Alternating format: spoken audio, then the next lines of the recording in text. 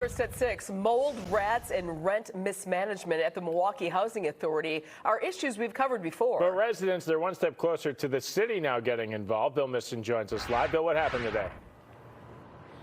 Hey there, guys. A city committee approved putting code compliance and enforcement of the city's housing authority under the city's authority. And this has been a months-long push by residents of these properties, as well as a nonprofit advocacy group. So Hackham pays. Amen. Hackham claims they are fixing problems when residents report them. People packed in for the Steering and Rules Committee. And I have 4 people who will be giving you their stories. Frustrations were clear from Hackham residents. The water dripping sounds, I kept reporting, hearing that, recordings, pictures, all of that. And still nothing was done. We are not going to quit.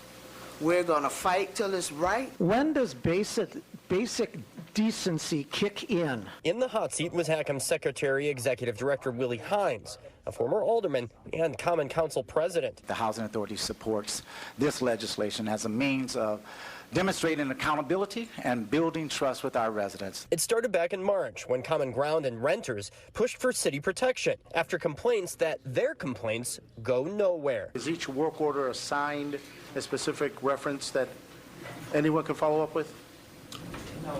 No.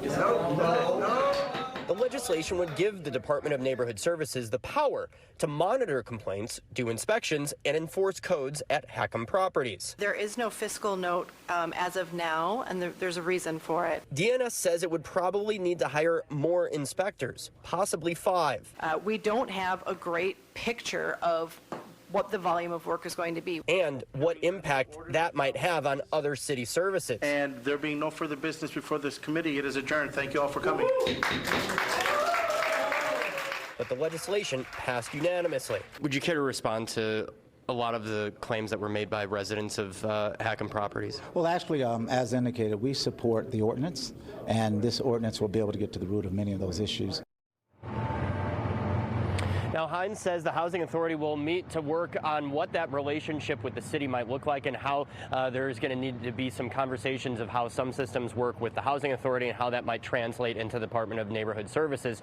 And the city, meanwhile, needs to figure out how much that relationship might cost. But the ordinance is set to go before the full Common Council for approval next month. Reporting live in Milwaukee, Bill Miston, FOX6 News.